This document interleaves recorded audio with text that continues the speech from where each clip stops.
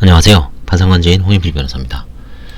예, 오늘은 이수 변호사님이 개인 파산관제 절차 이론과 실무 10번째 시간입니다. 채무자회생법상 채권자 소송의 취급, 요 채권자 취소송의 취급에 대해서 3번째 편입니다. 지난번까지 이제 8번까지 했고요. 9번 파산관제인이 상대방의 소송 수개 신청을 거부할 수 있는지 여부, 채권자 취소송에 관하여 상대방의 수개 신청이 있는 경우 파산관제인이 이를 거절할 수 있는가라는 문제가 있다. 이에 대하여 채권자 취소송의 소송 상태가 파산관제에게 유리한 경우에는 파산관제인이 이를 적극적으로 수개해야지만 종래의 소송 상태가 관제인에게 불리하여 오히려 파산관제인이 부인소송을 제기하는 것이 유리하다고 판단되는 상대방의 수개 신청을 거절할 수 있는 것이 통설이다. 그러나 상대방도 소송 수개 신청을 할 수 있고 소수법원은 파산관제인의 소송 절차를 수개하지 않는 경우 직권으로 속행 명령을 할 수 있다는 점들 근거로 파산관제인이 수개 신청을 거절할 수 없다는 견해도 있다. 그래서 결국은 이제 수개를 거부하고 부인 소송을 새로 낼 수도 있고요. 그거는 이제 관제인이 판단에 따라서 진행하면 됩니다. 그 다음에 10번 채무자회생법 제406조의 확장, 유추 적용. 이 채권자 취소송은 법의 명문으로 규정되어 있죠.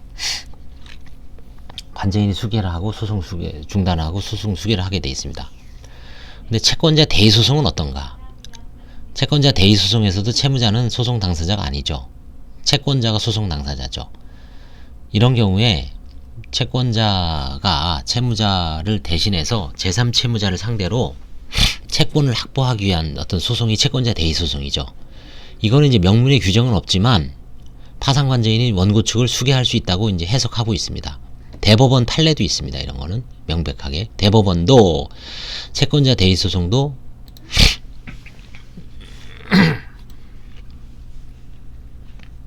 그 목적이 책임자산 보전에 있기 때문에 채무자회생법 제406조 347조 제1항을 유추 적용하여 당연히 중단되고 파산관제인이 이를 수개할 수 있다라고 이제 대법원 판례가 있습니다. 2013년 판례가. 자, 그 다음에 배당이의 소송의 수개 가부. 채무자의 물건, 채무자의 부동산이 경매가 진행됐는데 이제 배당표가 짜여졌어요. 근데 이제 그때 마침 파산 선고가 되기 전에 배당 이의 소송을 채권자끼리 벌일 수가 있죠. 일반 채권자가 일반 채권자를 상대로, 그 다음에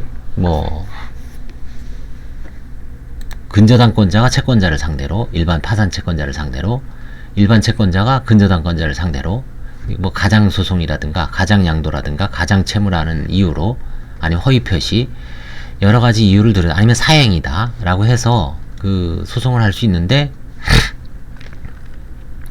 배당이의 소송을 수개할 수 있을지가 예전부터 논의가 있었어요. 근데 이게 지금 박문길 변호사님이 이제 대법원까지 가서 최종적으로 이제 확정됐죠. 2018년인가 그때. 배당이의 소송을 수개할 필요가 없다. 부정설.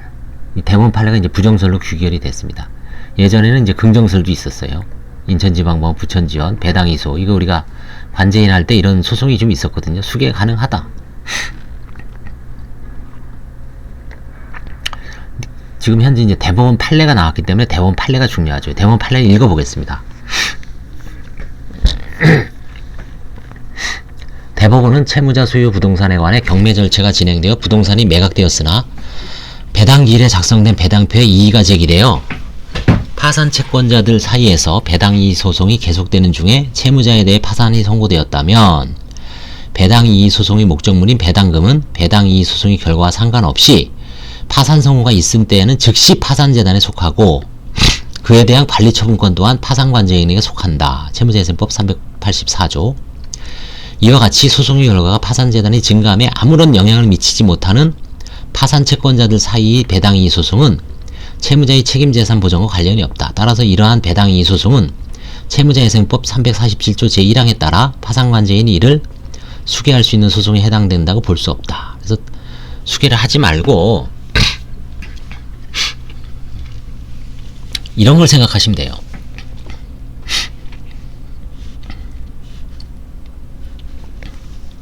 예를 들어서 이제 시골에 어떤 또 방앗간이 있습니다. 기름집이 있어요. 그래서 이제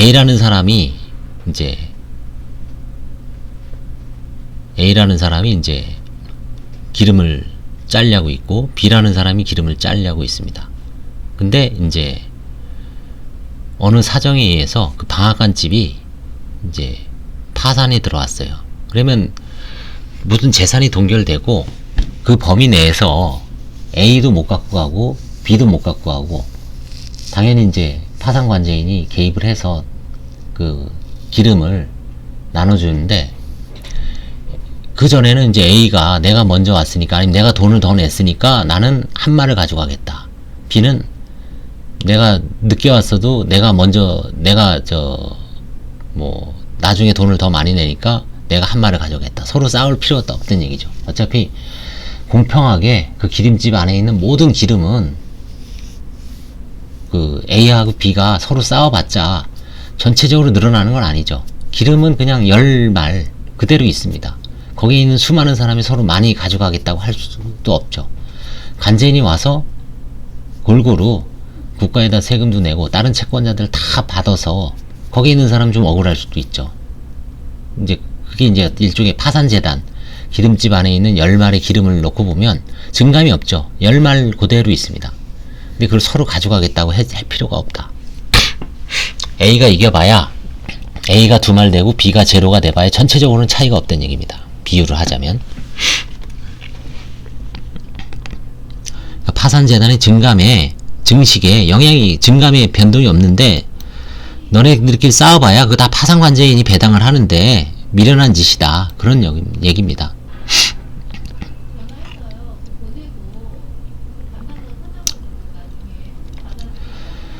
이런 대법원 판례에 대해서는 대법원 결정에 대해서는 제시한 법